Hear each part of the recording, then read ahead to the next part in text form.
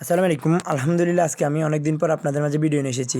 এখন আমি আজকে দেখাবো আমার পোষা প্রাণীগুলো কীভাবে আছে। শুরুতে আমি আপনাদেরকে খুশি সংবাদ দিব, সেটা হচ্ছে আমার যেই 5টা টাইগার মুরগি আছে ওই টাইগার মুরগিগুলো আলহামদুলিল্লাহ ডিম পাড়া শুরু করে দিয়েছে। মাশাআল্লাহ দেখতেছেন এখানে ডিম পেড়ে রেখে দিয়েছে। আসলে আমার এখানে 4টা ফিমেল 1টা মেল আছে। আলহামদুলিল্লাহ ডিমের সাইজও দেখতেছেন আস্তে আস্তে বড় হবে। আসলে আমি এগুলো খুব সুন্দরভাবে যত্ন করে পালতেছি। দেখতেছেন এখানে মেলটা অনেক সুন্দর, আর এর পাশাপাশি যে আর ফিমেলগুলো আছে ফিমেলগুলো অনেক সুন্দর। আসলে আস্তে আস্তে আমি এখান থেকে ডিম সংরক্ষণ করে বাচ্চা ফোটানোর চেষ্টা করব। এর পাশাপাশি যে আমার যে কোয়েল পাখি আছে, মিশরীয় ফার্মি একটা আছে, এখানে দেখতেছেন সবগুলো খুব সুন্দরভাবে আছে।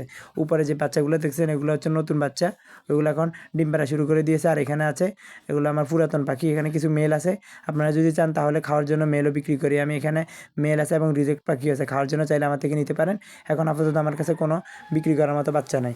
দেখতেছেন এখানে নিচে অনেকগুলো সুন্দর সুন্দর বাচ্চা আছে, আর এই পাশে এগুলো হচ্ছে আমার মিশরীয় ফার্মি মুরগির বাচ্চা। এই মুরগির বাচ্চাগুলো বয়স হচ্ছে আজকে 1 মাস। আপনারা যদি চান তাহলে মুরগির বাচ্চাগুলো নিতে পারেন। 4টা ভ্যাকসিন কমপ্লিট করা বাচ্চা। মাশাআল্লাহ দেখতেছেন খুব সুন্দর। মিশরীয় ফার্মি হচ্ছে ডিমের রানী, আপনারা অবশ্যই জানেন। মিশরীয় ফার্মি একটানা 18 মাসের উপরে ডিম পারে। দেখতেছেন এখানে অনেক সুন্দর সুন্দর বাচ্চাগুলো, চাইলে এগুলো নিতে পারেন। আর এর পাশাপাশি আমার কাছে আস্তে আস্তে আপনারা সব বয়সী মুরগি পাবেন। এখন আমি আপাতত এই বয়সে 1 মাসি বয়সী মিশরীয় ফার্মি মুরগির বাচ্চাগুলো আছে। আর এই পাশে দেখতেছেন এগুলো কোয়েল পাখি। আর আমার যে ঘুঘু পাখি আছে, আপনারা জানেন আমি অনেক আগে থেকে ঘুঘু পাখি পালি। এখানে দেখতেছেন প্রচুর ঠান্ডা পড়তেছে, সেজন্য আমার একটা ঘুঘু পাখি উপরে দেখতেছি মারা গেছে। হয়তো আমার আম্মু এসে এই পাখিটা বের করে রাখছে। আমি এখন দেখতেছি বাচ্চাটা মরে পড়ে আছে। আসলে এখন প্রচুর ঠান্ডা পড়তেছে।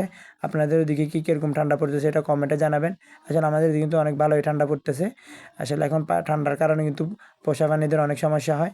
এখানে একটা সিঙ্গেল ফিমেল আছে কোকাটেল, আর এখানে 1 পেয়ার কোকাটেল আছে, এগুলো সেল করে দেবো।